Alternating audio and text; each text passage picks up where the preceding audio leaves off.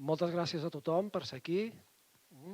Benvingudes i benvinguts en els diàlegs de Sant Jordi a la segona edició d'aquest any 2024.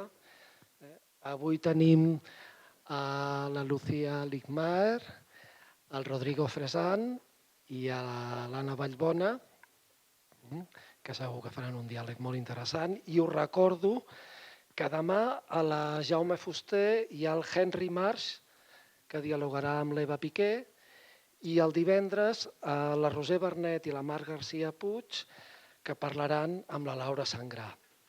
També teniu diàlegs, aquest any no ens estem darrer, el dissabte amb el Sergi Pàmies i la Carlota Gur, el diumenge amb l'Hernán Díaz i el Jordi Puntí, i el dimarts, com a traca final, amb la jove Joana Marcús. Esperem que us agradi tot i volem donar les gràcies a les editorials que ens acompanyen ja, que s'han convertit en amics d'aquesta casa, tant Anagrama com l'altra. Moltes gràcies a tothom.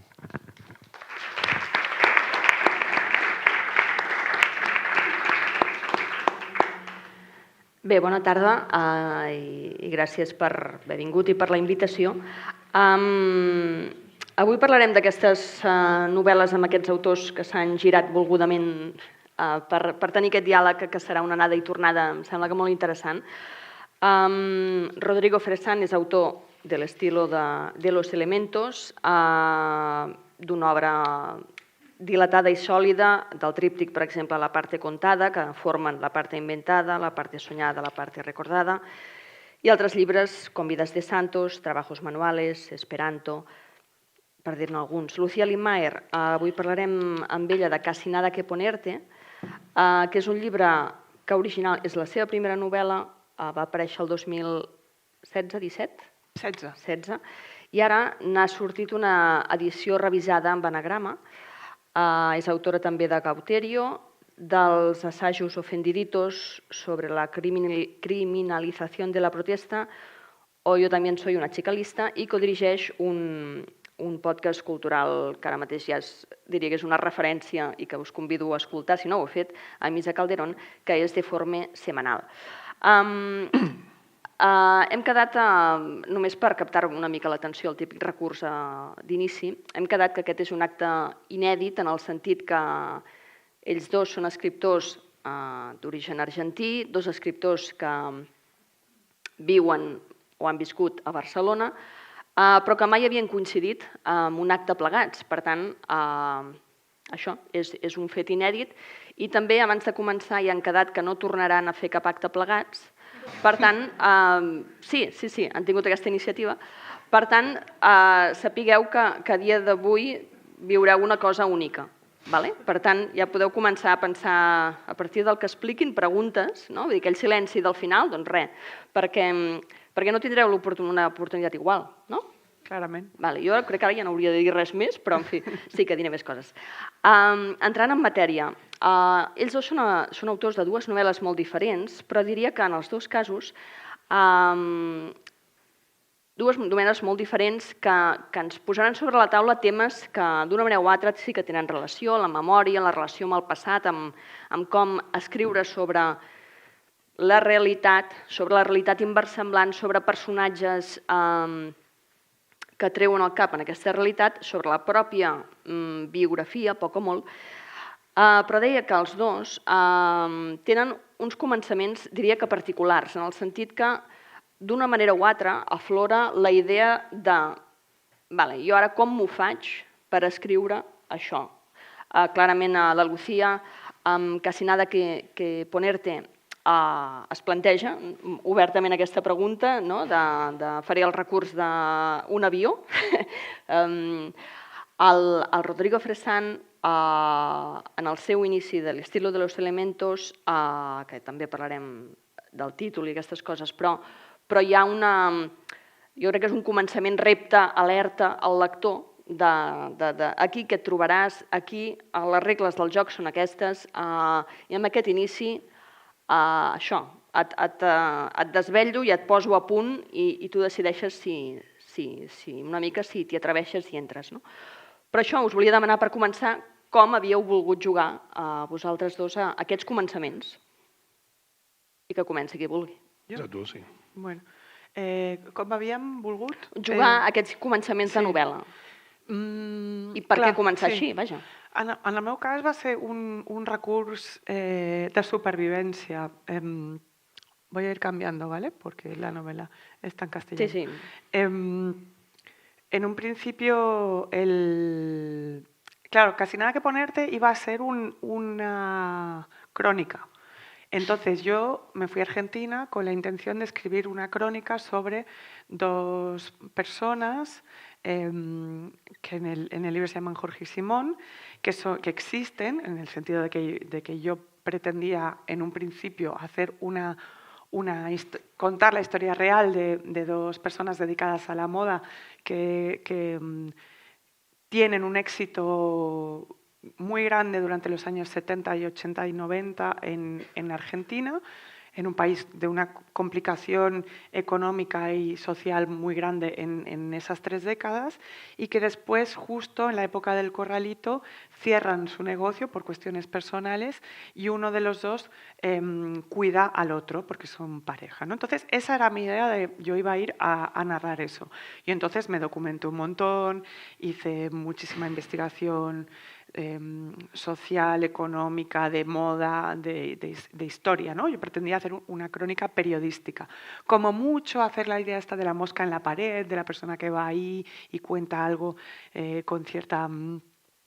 bueno, muy imbuido por el nuevo periodismo de Tom Wolfe en ese momento, era joven. Y...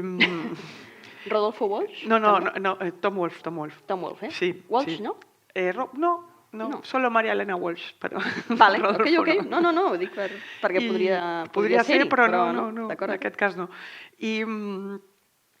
Y entonces, ¿qué pasa? Que por más que trabajaba y trabajé lo que se llamaba como una historia oral, ¿no? Donde no había ningún tipo de narrador, sino que simplemente eran las voces de quienes montaron ese negocio de la moda, que se iban intercambiando para poder narrar esa historia. Pero el relato quedaba constantemente... tenía un punto ciego, ¿no? Un punto que era quiénes son, o sea, por qué estas personas te parecen interesantes, por qué te fascinan y claro, eso yo me resistía constantemente a incluir el punto de vista que podría ser el de la narradora que no estaba, ¿no? Estaba, pero no se atrevía a estar. Y entonces, cuando yo narro en un momento dado un viaje en lo que se llama un autobús diferencial, que me he enterado que ahora se llama como lecheras, ¿no? Que son los autobuses que van por todo el interior de Argentina, que paran en todos los pueblos, y narro desde una primera persona el asco que me da un autobús hediondo, sucio, en el cual yo no sé qué hago ahí, en medio de la pampa, que deja a unos niños en medio de la carretera como si los dejara en medio del espacio exterior. Ahí surgió una chispa, ¿no? Entonces, en el fondo, ya resumiendo mucho, el libro es un intento, o sea, es un libro sobre intentar escribir una crónica que en realidad tiene que acabar siendo muchas otras cosas. Val, parlarem de totes les altres coses que són. Rodrigo, en el teu cas, clar, bueno, respon la pregunta. És a dir, no, en el teu cas... La gènesis del llibre. Sí, no, ho dic perquè ell ha esmentat una cosa que lliga molt amb un camí que pot agafar la teva resposta, però tu diràs cap on vas, però és la idea de qui narra, ¿no? Ya. Sí. Bueno, el libro, como dijiste, tiene una especie de advertencia preliminar para cierto tipo de lector. Y para cierto tipo de lector, digamos. A unos los invito a mi fiestita y a otros les digo mejor no vengan porque no la van a pasar muy bien. Me parecía honesto. Yo en todos mis libros, de todas maneras, siempre hay una especie de advertencia. Es algo que yo leí por primera vez en un libro de Umberto Eco, que me impresionó mucho, que es cuando hubo el mega éxito del Nombre de la Rosa. Luego sacó un libro pequeñito que se llamaba Postillas al Nombre de la Rosa, que era como una especie de coda ensayística, y donde él decía que ese primer capítulo del Nombre de la Rosa, con Guillermo de Baskerville y Atzo de Melk subiendo hasta el monasterio, que estaba trufado de frases en latín y de consideraciones medievales y de ideas filosóficas, él lo había puesto como a propósito para espantar a un lector circunstancial, porque él decía que ese ascenso al monasterio, decía, muchos van a ir quedando por el camino y el que llegue al monasterio, bienvenido sea a la novela policial y al enigma, ¿no? Y a mí sí me impresionó mucho eso y me gustó mucho la idea de, por un lado, darle un cierto trabajo inicial al lector y por otro lado advertirle de que iba a ser un poco trabajoso, ¿no? En el sentido también que para mí las lecturas como lector que escribe, las que más trabajo me costaron inicialmente fueron las más educativas y nutricias para mí como escritor, siempre, ¿no? En este caso puntual del libro, digamos, el impulso primario fue hace 2 agostos, yo me quedé solo en casa, mi esposa, pareja, con mi hijo se fueron a México un mes en agosto, hizo mucho calor, como de costumbre, y había como 2 opciones ahí, ¿no? Convertirme en una especie de tarado en Netflix y ver un montón de series y de temporadas, o decir, voy a escribir una novela en un mes, ¿no? Y entonces decidí escribir la novela, pero sí me puse como elemento facilitador para mí.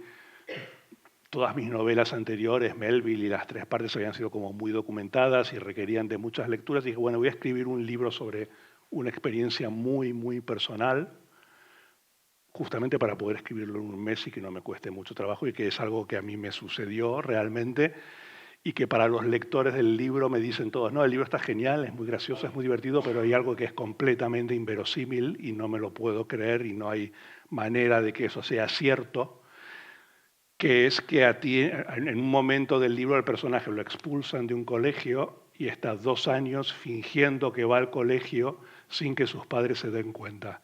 Y es lo único exactamente verdadero que sucedió. De todo el libro es lo único que es realmente, puntualmente cierto. Entonces la idea inicial era escribir sobre esa experiencia, sobre una especie de alguien que ya quería ser escritor, leyendo como un desesperado en la clandestinidad para distraerse con la ficción de su no ficción y ver qué pasaba a partir de eso. Y además también hacer una especie de comentario un poco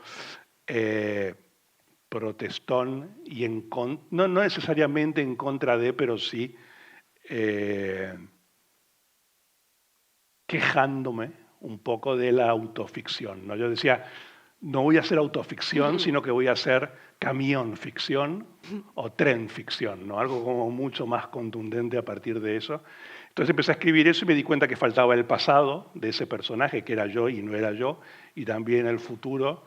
Y así se fue armando el libro, pero lo cierto es que la primera versión del libro, que debería tener unas 500 páginas, la escribí en un mes finalmente, con lo que vamos a la segunda explicación, que es la más inasible y espiritual, que es, para escribir este libro con tanta densidad y a esa velocidad, evidentemente era un libro que me estaba pidiendo ser escrito y que salió en este momento y que además conecta con mi primer libro, ¿no? Entonces... Vaja, has obert aquí un ventall de temes que, bueno, però per agafar un dels temes i el ventilem ràpid, si voleu, l'etiqueta de l'autoficció. Tu dius que dius una mica ja en tens prou, però, és a dir, com ho relacioneu amb aquesta etiqueta que jo també penso que es fa servir tant que ja fa una ràbia que espanta, perquè tot al final, no? És a dir, tot nosaltres ara mateix som una autoficció, però sobrepassant l'etiqueta, com ho relacioneu amb la pròpia biografia a l'hora de transformar-la literàriament? Que això sí que em sembla que és més interessant, més enllà d'etiquetes. ¿Tú? Endavant. Empieza tú ahora, sí. Bueno, es que yo creo que la supuesta novedad de la autoficción es completamente ridícula. La autoficción existe desde el principio de los tiempos de la literatura, ¿no? Es decir, a mí me interesa la autoficción, en tanto la autoficción lleva como título David Copperfield de Charles Dickens, o Los destrozos de Bret Easton Ellis, o Martin Eden de Jack London, o las novelas de Patrick Melrose de de Edward St. Aubyn o lo que se te ocurra. Quiero decir, a mí me interesa literariamente alguien que coge su propia vida para hacer algo más allá de su propia vida. La autoficción como Polaroid instantánea que tiene como supuesto mérito el reflejo absoluto de la realidad por escrito de algo que pasó en el mundo real, hay que ser muy genial para eso, ¿no? Quiero decir, yo ahí, cuando me vienen con ese tipo de propuesta, yo digo, ahí hay un señor que se llama Marcel Proust, a ver si estás un poquito por debajo a esa altura y a ver si te atreves a estar por encima, ¿no? Más allá de eso, y además si no hay un juego estilístico y si no hay algún tipo de intención literaria y además de hacer algo con la realidad, a mí mucho no me... puedo disfrutarlo en dosis homeopáticas como lector, pero como escritor no me interesa en absoluto, ¿no? Sí, yo coincido en que la etiqueta, pues como todas las etiquetas, dan un poco lo mismo, ¿no? En tu libro Sí. pasas a ser parte de un virus, Ya. la autoficción, parte del COVID. A mí lo que me pasa, o sea, por ejemplo, Casi nada que ponerte está dentro de la colección de narrativa, ¿no? El estilo de los elementos también. No vamos a estar viendo, discutiendo si cada página tiene o no... D'on has tret cada cosa. Sí, No, pero en tu libro me parece que la gran diferencia con la autoficción es que tú te pones en el lugar de una cámara y vas registrando a otras personas, no la vuelcas hacia ti, salvo en momentos muy puntuales. Sí, sí, pero porque en realidad creo que la cuestión es, independientemente de lo que sucede o lo que no sucede, es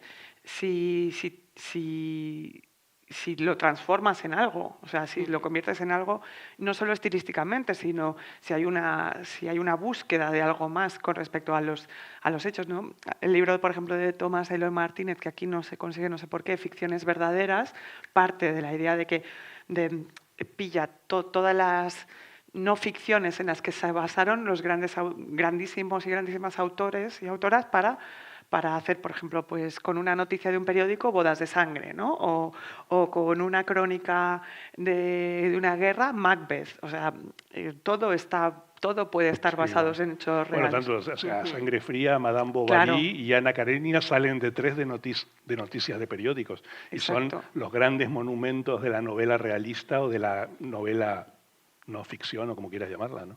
Exacto. Entonces creo que la etiqueta es algo que debe ser superada en el sentido de que la búsqueda, en lo que coinciden ambos libros, es que no tiene que ver con la idea de autoficción, sino con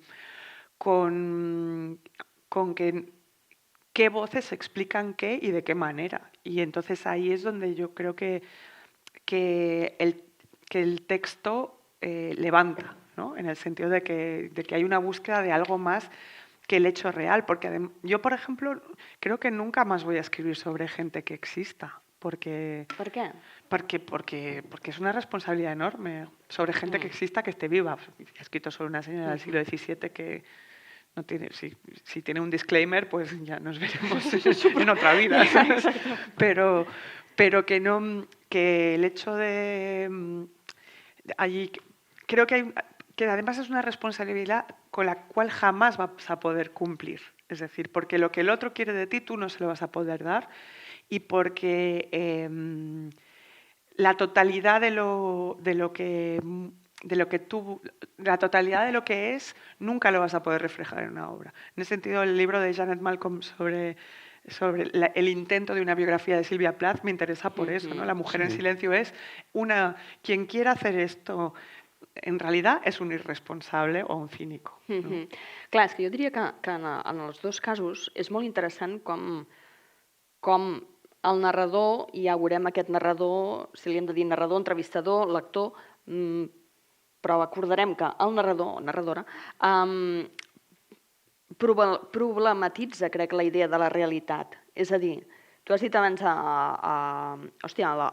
el tema que és veritablement real és el més inversemblant. No? Bueno, a mí sí me gusta mucho citar... I la realitat és que és inversemblant. Bueno, una altra cosa és quan la converteixes en literatura, no? Digues, digues. a mí me parece que el escritor, que además es uno de mis escritores totémicos, que mejor lo dijo y que lo mejor condensó esa idea y ese problema, que no es un problema, porque en realidad es una alegría que sea así, ¿no? No estar obligado. Sería horrible que uno como escritor estuviera obligado a representar la realidad, ¿no? Pero Nabokov decía que él decía la palabra realidad debería escribirse siempre entre comillas, ¿no? Claro. Porque hay muchas realidades, quiero decir, hay una realidad consensuada por todos nosotros para no volvernos locos, ¿no? Donde, por ejemplo, eso donde estás tú sentado se llama silla y para ella es una silla y para mí es una silla, pero para un carpintero va a ser otra cosa, para alguien con problemas de columna va a ser otra cosa, para alguien que tiene hemorroides va a ser otra cosa, ¿no? Y entonces, y si analizas cada detalle de la realidad que todos compartimos y aceptamos como tal, te das cuenta que, o sea, vivimos en una especie de Suiza neutral para no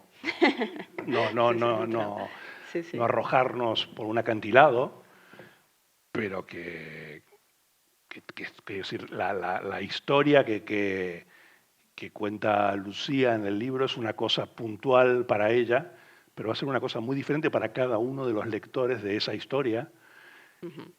Del mismo modo, si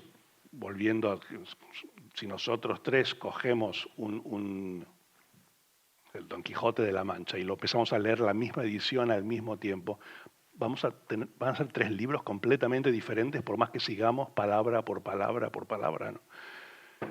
Y esa es una para mí, de las grandes alegrías como lector y como escritor, y también uno de los grandes temblores, ¿no? De decir, mira, o sea, no hay nada realmente asentado. A mí me han dicho, supongo que a ti también, a mí me han dicho cosas de mis libros que los escribí yo y que se supone que son míos al 100%, que yo me he quedado pasmado y que yo no lo había visto en el libro que yo escribí, ¿no? Y dije, pues sí, es verdad, Claro. ¿no? Sí, sí, total. Por eso también quiero decir, Sí, yo nunca me psicoanalicé y me he ahorrado muchísimo dinero en ese sentido, ¿no? Porque escribían, como decía Hugh Grant, ¿no? Para eso tenemos las novelas, ¿no? No hace falta, ¿no? Clar, en el teu cas, a la novel·la hi ha un moment que ara hi he pensat, no? Que fas evident aquesta cosa de què em faig jo d'aquest parell de personatges estimadíssims, que m'estimen, i què vull explicar d'ells, en certa manera, i quin dret tinc a explicar la seva història, no? Sí, a veure, el dret me'l van garantir ells en el sentit de que em van obrir les portes, no? Obrir les portes de casa seva, van fer entrevistes i em van donar tots els contactes dels seus amics, amigues i fins i tot informes mèdics, tot una generositat increïble. Pero lo que cambió. Sí. Me encanta el momento en el que se transforma en otra. Me encanta para crear suspense. Pero lo que me pasó a mí en un momento dado, mientras estaba con la escritura y en realidad durante la investigación, que es el otro paso, ¿no? Una cosa es lo que nosotros contamos, si es verdad o no, y el otro paso también es si lo que te están contando es verdad o no. Es verdad o es real, ¿no? Como decíamos. Y ese es un tema muy... que los grandes periodistas, ¿no? se debate mucho al respecto, pero... y que yo todo lo que he escrito en ese libro está contrastado, porque insisto que para mí había un intento de seguir las reglas, ¿no? De los elementos, no del estilo, pero sí de la no ficción. Pero en un momento dado me di que no importaba, me di cuenta de que en realidad ellos, los dos personajes, estas dos personas, ellos sabían que lo que yo estaba buscando de ellos era que confirmasen algo que era una gran historia de amor, una gran historia de un negocio, una gran historia de vida, que por supuesto habrán tenido sus traiciones, sus problemas, sus discusiones, sus ilegalidades incluso, pero que me di cuenta de, como siempre pasa, que cuando tú entrevistas a alguien también se establece una ficción. Es un pacto de ficción en el cual esa persona te dice lo que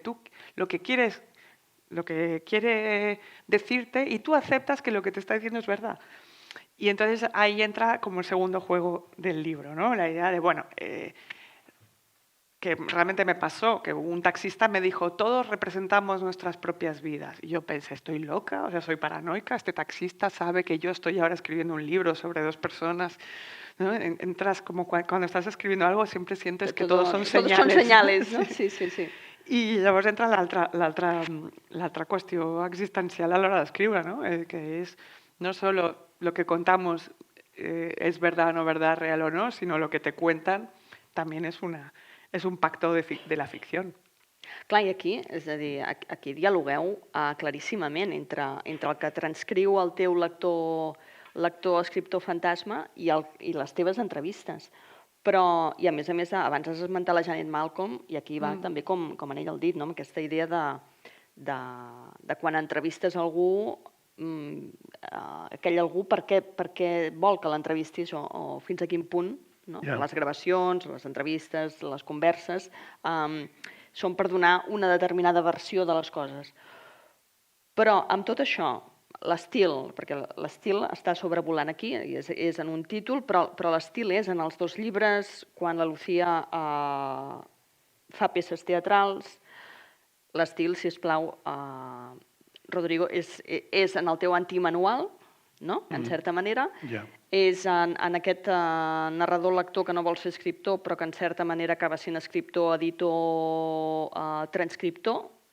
És a dir, començant per tu, però com l'estil, has volgut fer l'antiestil? Has volgut destrossar, és a dir, després de carregar-te l'autoficció, has volgut destrossar els manuals d'estil a l'ús funcional nets i polits? Pues no sé, bueno, este es mi libro número 13, ¿no? O sea que yo ya creo que a nivel estilístico ya estoy jugado y no... A mí me gusta mucho una cosa que contaba Joseph Heller, ¿no? Que es el autor de Catch-22, de Trampa 22, que bueno, él fue piloto de avión en la Segunda Guerra Mundial y voló como 50 y pico de misiones. Y él decía que la cosa que más preocupaba a un piloto de un bombardero durante una guerra, en su caso la Segunda Guerra Mundial, era calcular el combustible que llevaba en el avión para que cuando el momento en que descargaba todas sus bombas, tener el combustible juntos para poder volver a la base, ¿no?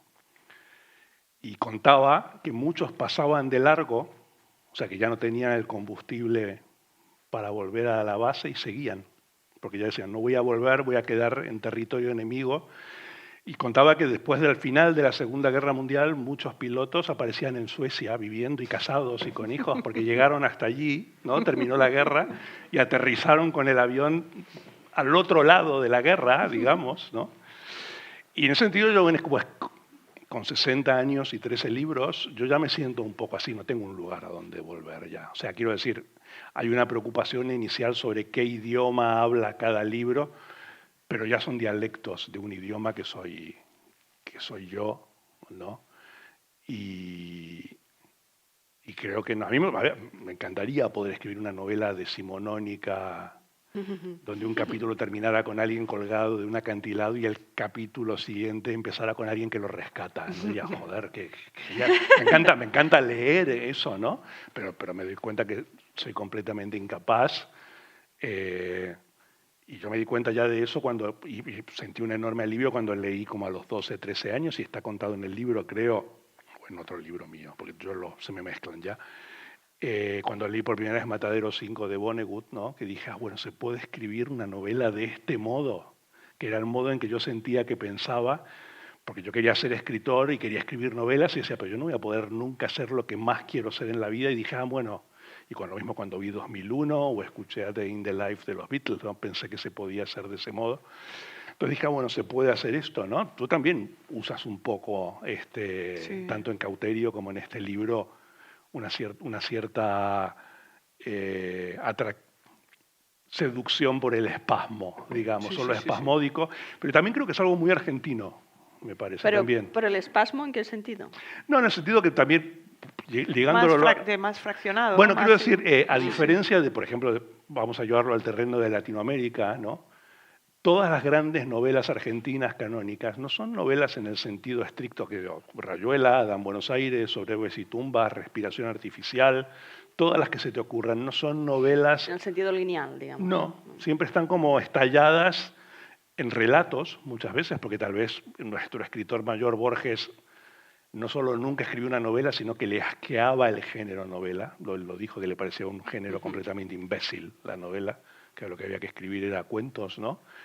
Y entonces me parece que también hay una especie de propensión a eso, ¿no?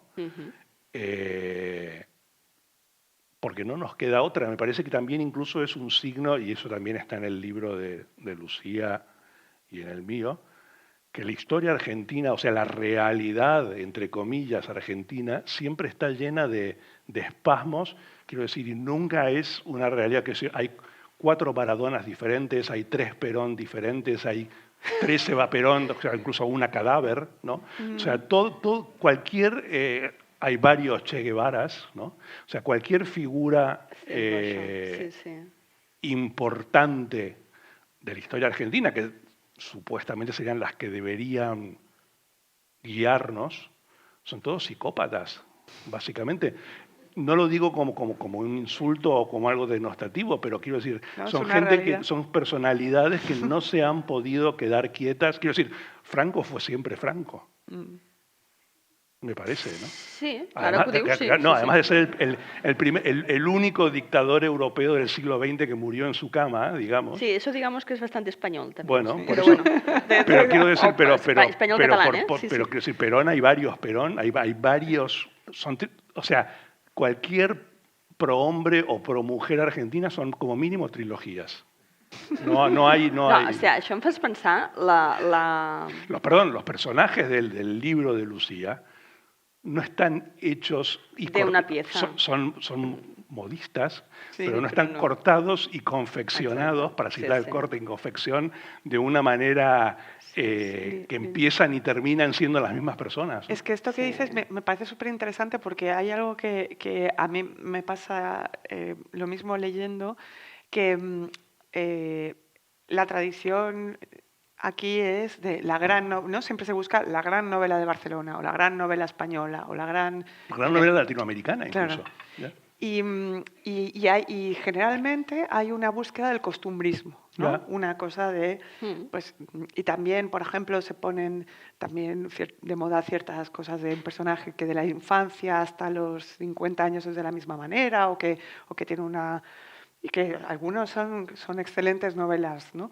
Pero esa cosa de la costumbre, yo no sé escribir así, o sea, no sé. Me parece que no solo no sabes, sino que tampoco te interesaría escribirlo. Supongo que no, pero a veces me dicen, un amigo, porque esas críticas te las hace un amigo, me dijo, tus novelas no tienen paisaje. En el sentido, no de paisaje de que no haya montañas o ríos, sino como que cuando describes a alguien o que cuentas a alguien, no describo los pantalones, el zapato, no sé qué, el espacio. O sea, hay una búsqueda mucho más que a mí, por ejemplo, Manuel Puig es quizás el autor que más he leído bueno, sí, creo que es el que más he leído y el que más hay como 85 homenajes en Casi nada que ponerte, ¿no? Pero hay una... Y que me gusta esa posible mezcla de géneros, ¿no? Que pueda haber un folletín, que pueda haber las señoras del barrio que cotillean, la telenovela de fondo, ¿sabes?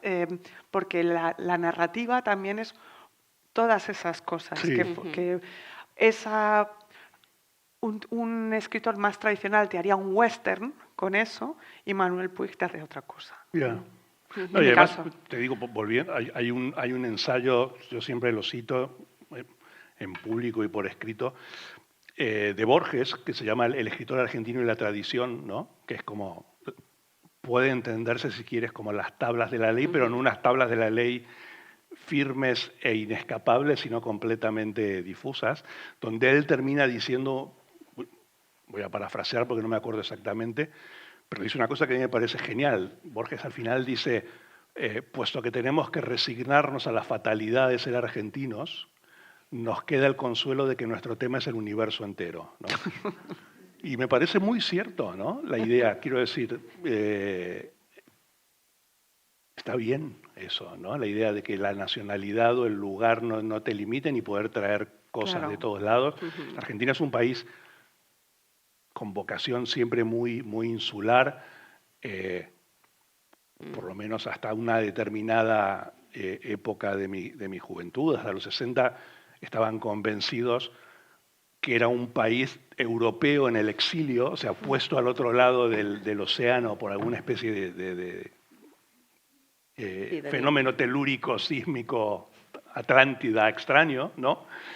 Y eso es un defecto, quiero decir, no asumir el sitio del que eres y de dónde eres y dónde estás en tu contexto, pero es un defecto para la realidad, pero para un escritor es un privilegio. Bueno, una bendición, ¿no? prácticamente, sí. Me parece bien, ¿no? Quiero decir, uno lee los cuentos de Borges, están estos malevos y estos gauchos, pero son como guerreros vikingos también, ¿no? Está muy claro eso, ¿no? Clar, m'has fet pensar la vegada que vaig anar a Buenos Aires abans de la pandèmia, diferent de la pandèmia de l'oblit que surt a la novel·la de Rodrigo Fresán, però hi va haver una nit que amb aquella mena d'ingenuïtat no sé, de ser una tia immadura, suposo, vaig preguntar, però bueno, això del peronismo ben bé què seria? I clar... ¿El peronismo? Sí, la típica pregunta del peronismo, exactament què seria? I ara m'has fet pensar en això de tres peronismos, i clar, evidentment vam començar a veure vi fins a altes hores de la matinada i sóc incapaç d'explicar què és el peronismo. Però això ens porta a Buenos Aires. Sí que, vull dir que és el moment de... La ciutat, Buenos Aires és important pels dos. Buenos Aires apareix a les dues novel·les. Els dos teniu l'experiència de l'exili. I clar, apareixen altres ciutats, perquè tenim Barcelona, tenim Caracas, Buenos Aires, Barcelona, però tenim la mirada de la migració, que tu fas com evident amb tots els ets i uts, no? Com és aquesta relació amb Buenos Aires, amb aquesta insularitat que tu deies com a país, mirada des de fora, què canvia, com fer-ne literatura, com fer-ne diferent literatura? De vegades, no sé si teniu la sensació de soc un escriptor argentí a fora escrivint de Buenos Aires, com ho faig? No ho sé. Bueno, en el meu cas és com dèiem abans, les etiquetes. Jo ara mateix estic en un moment de la vida en què les que em serveixin les utilitzo. És a dir, si ara volen que sigui escriptora argentina, doncs fantàstic, saps? Si demà soc de Barcelona un altre cop, doncs no ni em molesta ni m'agrada lo que ha dicho Rodrigo de poder identificar una tradición en la lectura, ¿no? Porque en el fondo uno escribe no como lee, pero sí como que define como uno escribe, ¿no? Pero más allá de la identidad propia, que creo que es lo menos interesante de la pregunta, o sea, no, la pregunta és boníssima, però que té moltes parts com el peronisme. Era pregunta literària, sí. Pero, sino, creo que lo que yo me di cuenta a la hora de escribir Casi nada que ponerte es que era imprescindible narrar, que evidentemente, como decía antes, yo tenía que hacer un ejercicio de decir, bueno, estos personajes no son quienes, o sea, no me interesan a mí porque sí, son gente que mi familia conoce, esta gente a la que yo he estado expuesta y que no es exactamente la gente más cercana a mi entorno, sino que es gente a la que yo veo cada vez que viajo, como cada vez que viajaba veía a mis abuelos o a mis tíos o a mis primos, y que eso define, en el sentido que yo soy un poco, sí, exiliada, pero by proxy, ¿no? En el sentido de que yo era un bebé cuando llegué a Barcelona. Y lo que yo decidí narrar, decidí narrar desde mi punto de vista lo que implica eso para mi generación, ¿no? Que es la generación de los que nos fuimos muy, muy pequeños, si no bebés, o sea, o que nacimos ahí o que nacimos aquí prácticamente de casualidad y que nos hemos criado, en mi caso, en Barcelona. Yo tengo muchas amigas que son como si fueran mis primas, que nuestros padres son argentinos y que entonces en casa se hablaba de una manera, pero al col es parlava català i volíem fer la castanyada a casa i a casa no sabíem fer castanyes. No? Clar, a casa no sabíem fer castanyes, la pobra mare que tinc jo aquí va intentar fer les castanyes i va una mica més explotar la casa.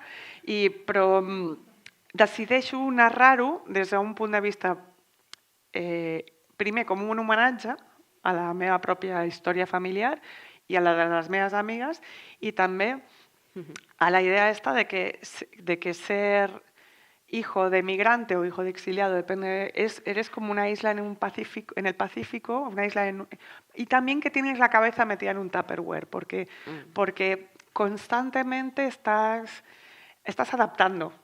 Traduciendo, no? Una traducció constante, no? Més que traduir, perquè no és una qüestió de traducció. Ara no, jo puedo, no traducció lingüística, no, sinó de traducció de codis, no?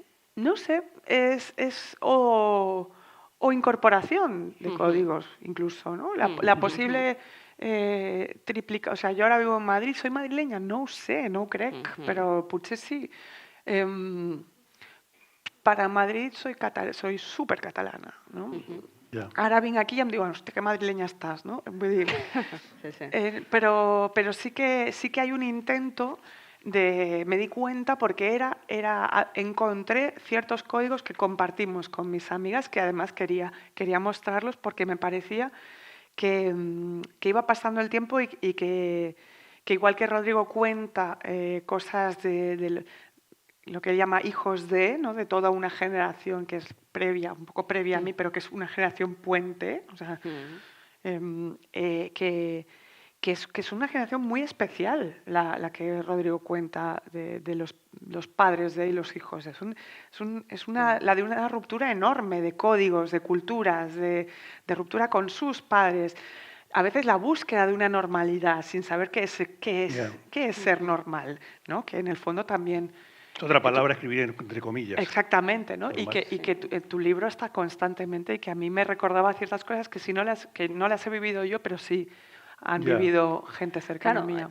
En tu caso, en alguna entrevista creo que has dicho, es escrito a favor de los hijos, no contra los padres. No es un libro a favor de los hijos, pero incluso también a favor de mi hijo y a favor de los hijos que fueron mis padres también, ¿no?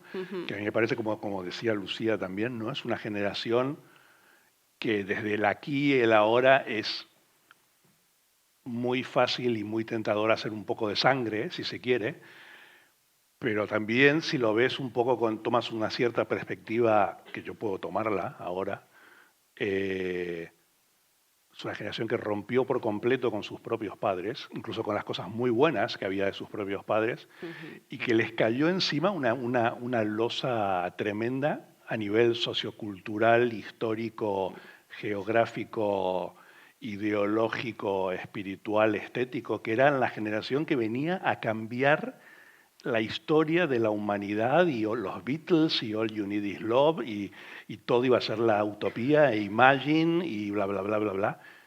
Y claro, fracasaron, digamos, porque era imposible, lo que se les exigió, pero incluso a nivel cotidiano y de revistas tontas, no de grandes pensadores, venían a cambiar todo y a generar un nuevo orden y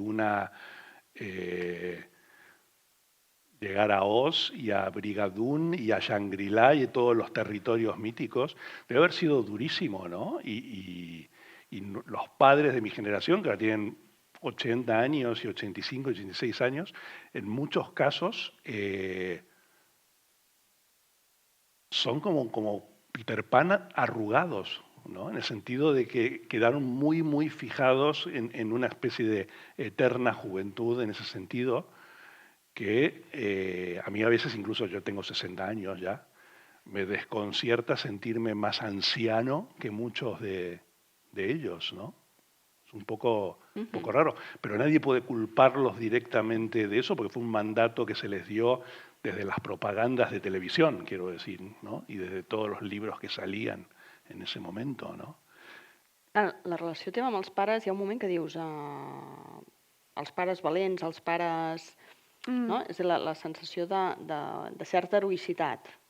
Sí, vull dir, clar, en No? aquest Vull dir que sentit... m'hi feu pensar pel contrast. Sí, porque creo que lo que Rodrigo habla de un tipo también de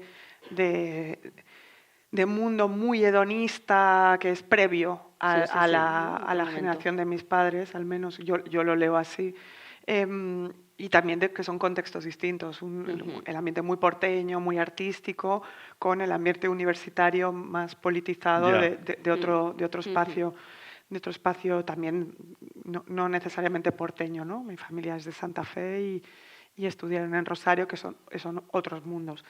Pero lo que sí yo tengo en común como narradora con otra gente que ha narrado historias de vida fuera del lugar donde deberían haber crecido, como es el caso de Mónica Zweig, que tiene una novela que se llama Una familia bajo la nieve, es el hecho de que hay códigos compartidos que tienen que ver con que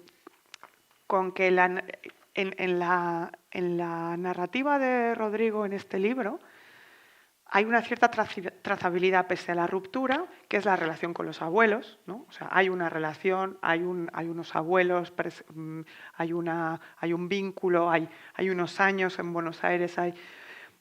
La generación posterior, la ruptura es total porque es una ruptura que implica que tu crecimiento por eso digo lo del tupper, ¿no? En un espacio donde lo que te queda es la narrativa familiar directa de tus propios padres, ¿no? Entonces eso necesariamente genera otro tipo de narrativa, ¿no? No hay por más que podemos encontrar narrativas de abuelos cuando vamos a ver, o sea, yo siempre decía de pequeña como chiste que mi casa de fin de semana estaba en Argentina, con lo cual no era de fin de semana, era de cada 2 o 3 años, ¿no? Porque no había esta cosa de la casa del pueblo a la que volver en vacaciones, en veranos, es otra cosa. Entonces es esa rareza lo que intenta mostrar el libro, ¿no? Esa extrañeza. Bueno, un extrañamiento también en la mirada, ¿no? En cierto que en modo. realidad tú no lo vives como extraño, o sea, tu normalidad es extraña para los demás, nada más que eso. I ha sortit, i ara ho esmentaves, però la infantesa, en els dos casos, hi ha frases molt subratllables en els dos llibres sobre la relació amb la infància, que és la infantesa, passat, memòria, fins a quin punt reescrivim constantment aquest passat, l'imaginem, el reimaginem, i què en fem d'aquesta infantesa literàriament. Jo penso que està al pinyol dels dos llibres, amb puntes en algun moment de nostàlgia, no sé, quina relació teniu amb la infantesa a nivell narratiu? Bueno, a mí yo creo que para un escritor la infancia es todo, ¿no? Quiero decir, la vocación incluso me parece a mí de escritor o de escribir, salvo muy raras excepciones de escritores tardíos, pero que yo creo que son tardíos porque demoraron en llevar a cabo esa vocación, es una vocación infantil generalmente, ¿no? Es una vocación que surge del leer algo que te gusta mucho y decir, ¿cómo siguen estos personajes? ¿Cómo me gustaría generar este efecto en otros? Y también es cierto que el acto de la escritura, ¿no? En relación a cualquier otra disciplina artística, que puede ser la música, la pintura, la escultura, todo lo que se te pueda ocurrir, si has tenido una educación mínima, cualquiera puede ser Marcel Proust, digamos, sabes leer, escribir con un lápiz y un cuadernillo, es muy económica, no te implica, no requiere del aprendizaje de una disciplina añadida a tus conocimientos, digamos, ¿no? Y entonces, claro, también por eso mismo muchísima gente dice, voy a escribir algo y después se dan cuenta que es mucho más difícil de lo que resultaba en realidad, ¿no? Y también muchísima gente escribe y publica libros que son nefastos. Se publican libros horribles también, ¿no? Porque, bueno, todo el mundo sabe leer y escribir, básicamente. No todo el mundo, pero una gran cantidad de personas, ¿no? Pero claro, también ahí también es... a mí me sorprende mucho, a veces converso, ¿no? Con gente que no escribe, lo poco que piensan en el pasado, ¿no? Y cuando uno escribe, lo único que hace es pensar en el pasado constantemente y reescribir y retocar. O sea, hacer memoria es reescribir siempre, ¿no? No estamos dotados de una memoria exacta. Recordar algo implica como un movimiento tipo, por cada cosa que recuerdas hay una que olvidas, ¿no? Es como el diástole, el sístole, el yin y el yang, el alfa y el omega, ¿no?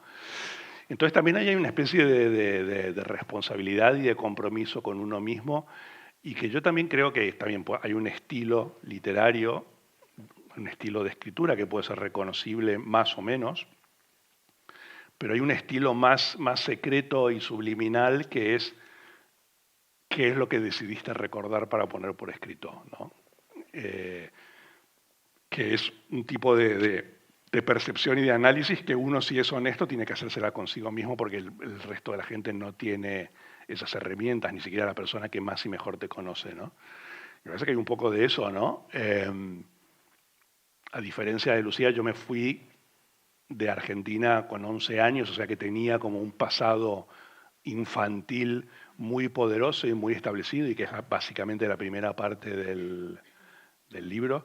Y cuando volví a Argentina tuve una adolescencia genial, que es la mejor adolescencia a la que puedes aspirar dentro de la desgracia del contexto, que es vivir los últimos años de una dictadura y el final de una dictadura con toda la escena rock, etcétera, etcétera. Pero si a mí hoy tú me preguntas cuál es tu Buenos Aires, es el de mi infancia. El de la infancia más profunda y más primaria, ¿no? Yo me vine a Barcelona en el 99, viví mucho en Buenos Aires, entrando y saliendo, pero todos esos años, de algún modo, literariamente, por el momento, no me parecen tan atractivos como los primeros, ¿no? Clar, en el teu cas, el Buenos Aires de la teva infància tampoc pot ser. No, Claro, bueno, pero yo creo que sí, para Lucía es genial volver a Buenos Aires. Però és diferent. No? sí. Porque, claro, no tiene un Buenos Aires primario establecido, quiero decir, siempre ha vuelto para reconocerlo. Sí, Por és eso un Buenos estan- Aires de tornada, no? Sí, sí. Sí, para empezar, Buenos Aires es poco importante para mí. Ya, bueno, Porque, Argentina, digamos, Claro, quiero decir. sí. No, porque Bueno, los, sí, los porteños siempre sois que Buenos Aires es Ya, Argentina. no. Ya, Entonces, ya. Vale, Perdón, vale. disculpa. Pero entonces, no, Sí, sí. yo lo meto con la adolescencia, porque yo sí tuve una experiencia sí. muy, muy hermosa un verano muy lindo con 16 años que viví en Buenos Aires, y luego estuve viviendo casi un año en 2001, justo cuando el Corralito, haciendo unas prácticas en el Buenos Aires Herald. Pero eso ya es de adulta. Pero mi infancia está mucho más ligada, por eso para mí es tan importante la descripción de Santa Fe, ¿no? que es mi cuestión familiar, ¿no? De las casas bajas, las casas con patio, ir a ver a los vecinos, que la gente sabe quiénes son los vecinos de la manzana, que es una ciudad, no es un pueblo, es una ciudad de 500.000 de habitantes, y es capital de provincia, pero hay algo que sí, que para mí mi infancia argentina tiene que ver con cumpleaños, un calor de morirte, porque enero, que es cuando íbamos en Navidad, pues que es justo mi cumpleaños, pues 40 grados, yo nunca había experimentado 40 grados, con un río, mosquitos, las señoras en camisón esperando Oye, a que... además comiendo las comidas navideñas que se comen en invierno. Exactamente. Lo cual es como demencial, ¿no? Tipo comer pues cordero asado o lechón o ¿no? turrones si te quieres matar. Pues todo eso genera Claro, mi idea inicial era hacer un Tennessee Williams. Yo quería contar a las señoras, ¿sabes? Como a Blanche Dubois, pues un montón de señoras locas vagando por Santa Fe, pero bueno, luego la realidad es que es una ciudad. Pero sí que es en mi recuerdo está todo es la idea de algo en decadencia, pero que eso puede ser hermoso, ¿no? Ya, pero que me da envidia, ¿no? Porque, por ejemplo, yo cuando vuelvo a Buenos Aires ahora, que generalmente voy porque sale un libro o algo, yo cuando llego aprieto como un botón y sé que son 72 horas y que después todo va a empezar a complicarse mucho. Digo, tengo que salir, tengo como És a dir, que a partir de 72 hores se't fa Es como insuportable. la Cenicienta. ¿Por qué? Porque Porque todo se empieza a complicar mucho. Ya, bueno. O sea, es como que hay que salir. Es como yo cuando veo los documentales sobre la caída de Saigón, que está la gente subiendo a los helicópteros, yo digo, Ahora es... eso es lo que siento exactamente yo. Pero también es raro, ¿no? Porque no quiero decir, yo tengo, por ejemplo, ya más años de escritor edito y más libros publicados viviendo en Barcelona que los que viví en Buenos Aires como escritor con libros publicados. No me siento un escritor ni de Barcelona ni de España. Claro. No me siento un escritor argentino. Con Barcelona tengo una relación. Hay un tema muy puntual que es mi hijo nació aquí y cuando un hijo nace en un sitio, ese sitio adquiere anecdótica y espiritualmente un peso que no tiene otro sitio, ¿no? Pero y esto además me lo decía Enrique Vilamata, siempre me dice, yo te envidio mucho porque tú no eres, como escritor no eres de ningún lado. Yo digo, es envidiable, pero también tiene sus problemas, ¿no? Claro. Porque... Clar, envegem el que no tenim, no? Perquè... No, porque además No, nunca estás en ninguna lista tampoco. No te saben situar, digamos. ¿No? Pero también es muy argentino, ¿no? ¿Cuántos Cortázar, que ni siquiera era argentino, ¿no? Murió en el extranjero, Borges murió en el extranjero, Che Guevara murió en el extranjero, Gardel murió en el extranjero. O sea, todos los grandes, muchos de los grandes iconos argentinos mueren fuera, ¿no? También, Sí, ¿no? sí. Entonces, qué sé yo. El libro también trata un poco de eso, ¿no? Sí, sí. De la idea del outsider, de alguien que vive a través de las vidas de otros, a mí me gusta mucho esta especie de... En un momento Bueno, hi ha algo d'escritor fantasma, no? I és que això m'interessa Bueno, pero es que molt. todo escritor, quiero decir, es un poco eso, ¿no? Al final es un medium. No es un fantasma, es un medium, me parece. Es alguien que convoca fantasmas y que intenta convencerle a otras personas de que los fantasmas existen, ¿no? Y el talento final del escritor es, ¿los convencí de que existe el más allá o no? El más allá es la ficción, ¿no? Sí, però... Vaja, és que no sé, jo tinc un cabàs de preguntes, però... Buah, mare de Déu. Però obrim... Si el públic algú vol preguntar, si no segueixo amb una pregunta cabàs més, perquè... Però, sisplau... Hay mucha gente. Recordeu que no tindreu una oportunitat igual. Mai més. Esta és la maqueta i el single, i ja està. Exacte. Després recordareu aquest moment. Sí. Esto es como la gira que hicieron Paul Simon y Bob Dylan. Una Ya vez, está. nunca más. Exacte. Me pido Bob Dylan. Vale. Quería hacerle una pregunta a Lucía, una pregunta de lector, de curiosidad. ¿Cómo se termina una novela que no tiene fin, por definición, ¿no? Porque tu novela es un cambio constante de espacios, de personajes, de tiempo. ¿Cómo se decide el final? Pues yo en este caso nunca escribo.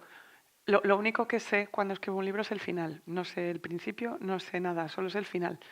Y en este caso sabía cómo tenía que terminar el libro y más allá de spoilers, que no pasa nada, empieza como termina, ¿no? Es un libro que la escena inicial es exactamente la escena final, ¿no? Entonces, para que el lector pueda entender cuál es esa casa extraña en la que están al principio los protagonistas, como este palacio lleno de cosas y de objetos y de tantísimas revistas de viajes y de lujos, la pregunta inicial es ¿qué hacemos aquí? ¿No? Pues ya que la hemos resuelto, pues bueno, tiene que haber un un fundido en negro y ya está, ¿no? Que es como termina la novela. Pero sí, podría haberse alargado, pero yo esto que hace Rodrigo yo no lo puedo hacer. Mis libros no pueden tener más de... No creo nunca que escriba nada de más de 250 páginas. No soy Nunca capaz. digas nunca. Ya, es verdad. Pero bueno, este es mi caso. Merci. Què més?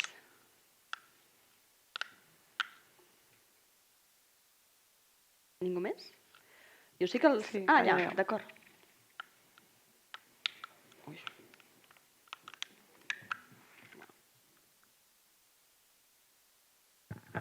La meva pregunta és per al Rodrigo.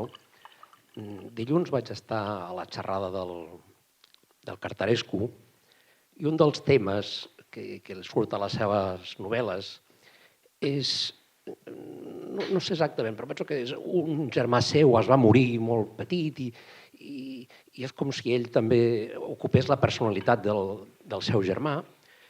I m'ha sobtat que en la novel·la teva hi ha un moment, és bastant cap al final, però que també surt aquest tema com si, penso que dius que era a l'embaràs de la teva mare, on vas néixer tu, el germà es va morir.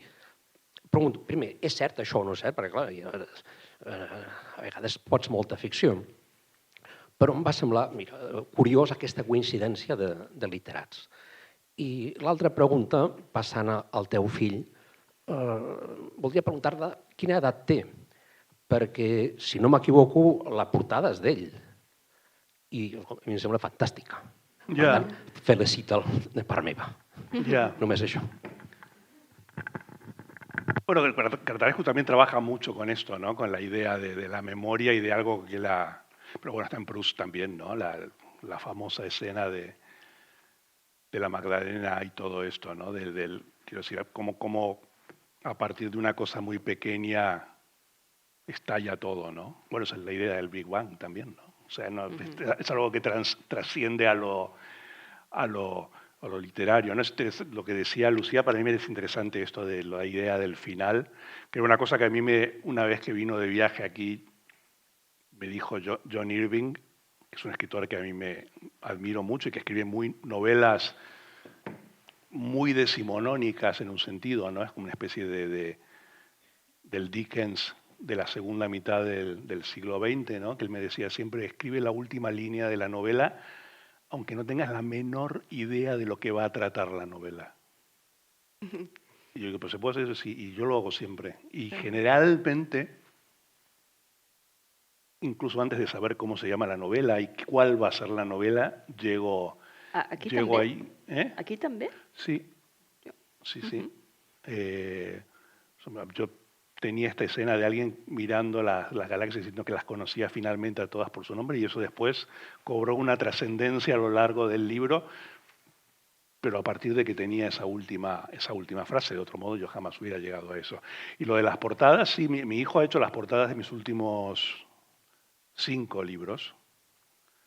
Mi padre murió antes de que naciera mi hijo, era un diseñador gráfico bastante famoso, es un libro con Borges y un libro con Cortázar, por los cuales yo los veía dentro de mi casa a ellos de niño también, ¿no?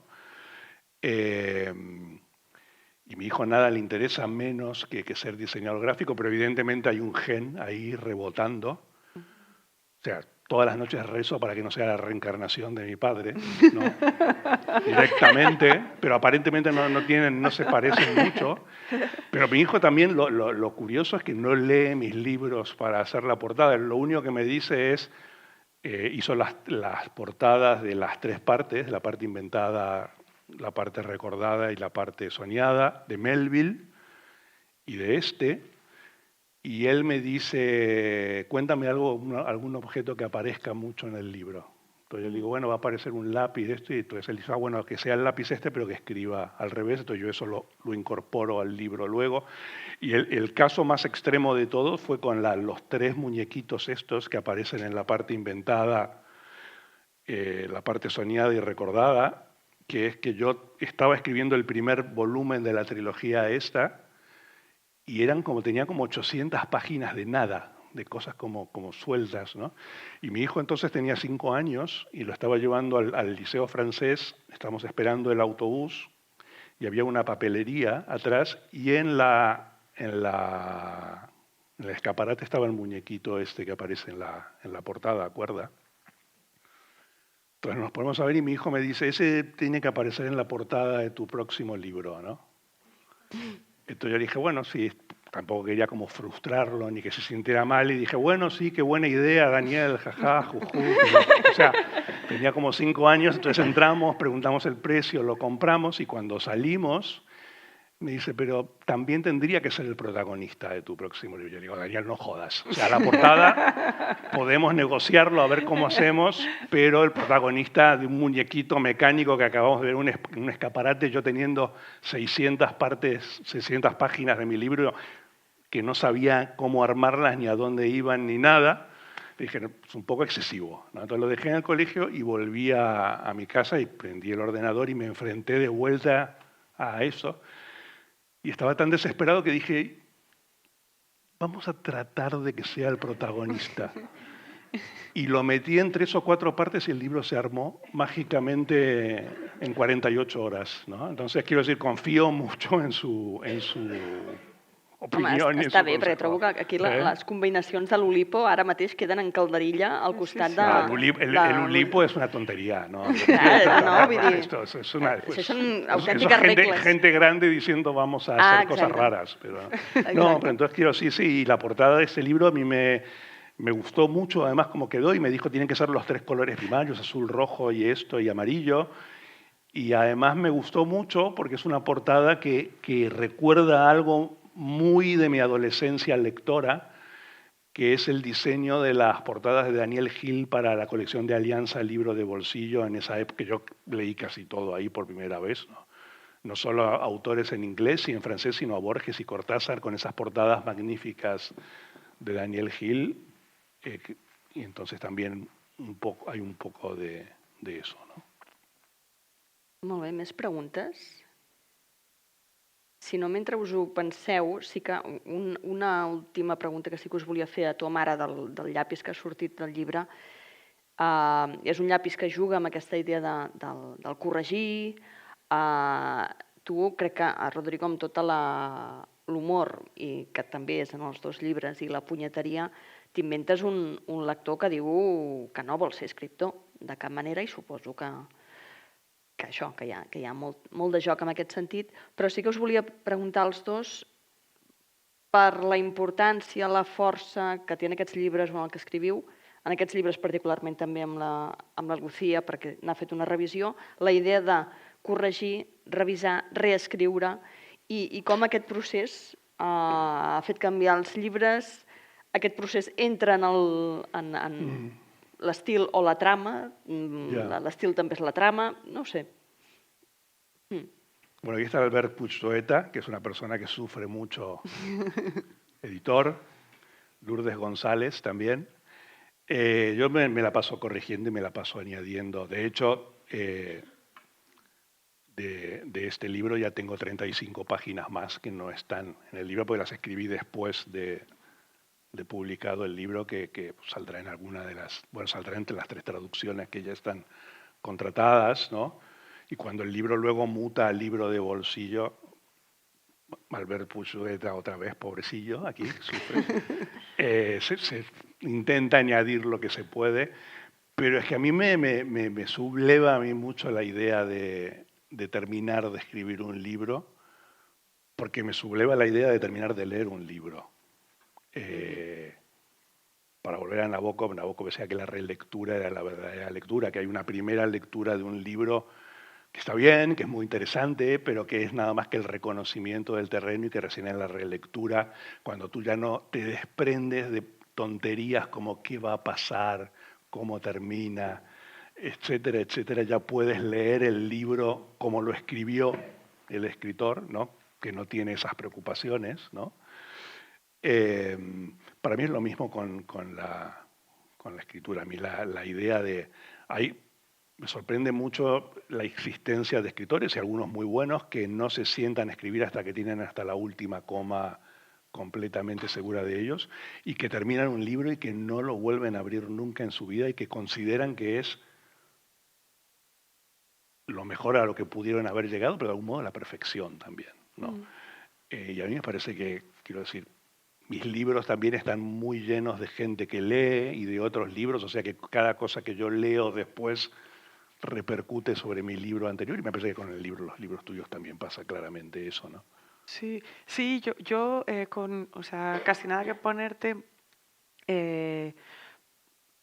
Claro, había que hacer un poco un término medio, ¿no? Que lo hicimos con Silvia Sesé y con Isabel Ubiols, que no vamos a reescribir el libro, porque el libro tiene que tener la cuestión de que fue escrito, cuando fue escrito,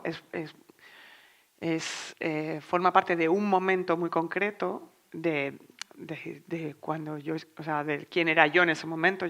Uno va evolucionando, va cambiando de ideas sobre ciertas cosas, sobre su propia visión, sobre lo que era su pueblo, su familia argentina, lo que sea.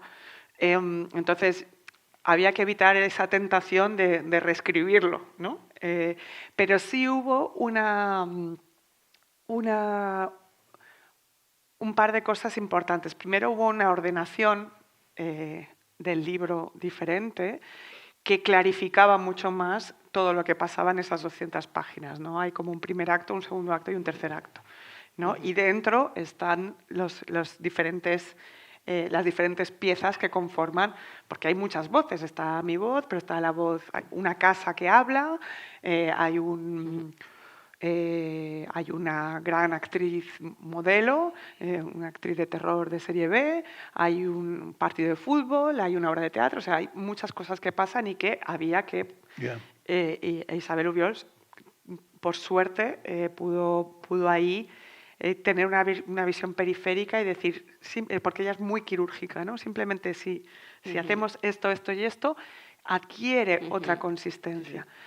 Y luego yo quise añadir un par de cosas que sí que forman parte de mi propia historia personal, o sea, no mía, sino de relación con un par de personajes que aparecen brevemente, pero que creo que ahí me quedé corta y amplié y podría hacer otro libro solo con ese capítulo, pero en ese momento decidí y corregir las cosas que en su momento no se nos pasaron y que ahora, por suerte, en Anagrama hemos podido dejar perfectas y cambiar la portada.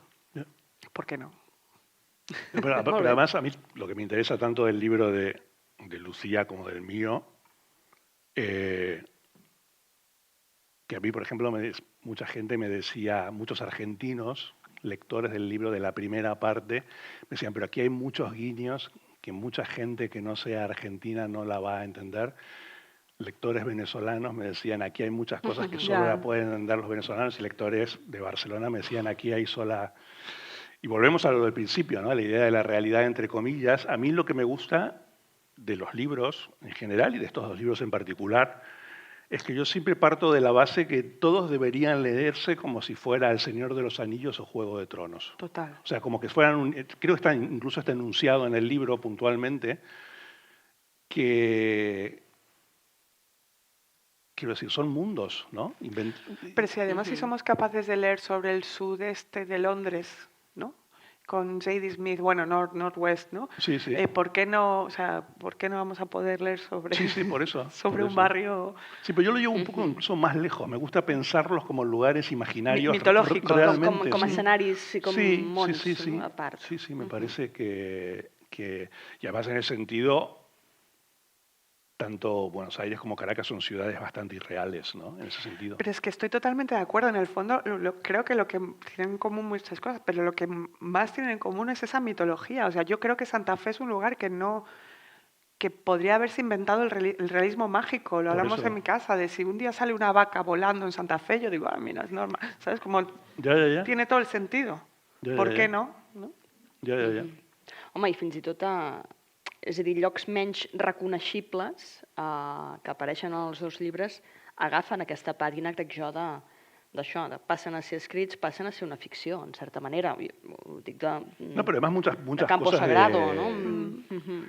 sea, muchas cosas del libro mío y del de Lucía también, digamos, que parecerían irreales, generalmente suelen ser las más Exacte. reales de todas, ¿no? Sí, sí, sí. No, pero eso pasa con cualquier novela, ¿no? Y con cualquier relato. Molt bé. Alguna pregunta més? No? Doncs potser que ho deixem aquí, no? Perfecte. Moltes gràcies. Escolteu, moltes gràcies. Ha estat un Gràcies a plaer, tu. de veritat. Gràcies, Anna. I tant. Merci.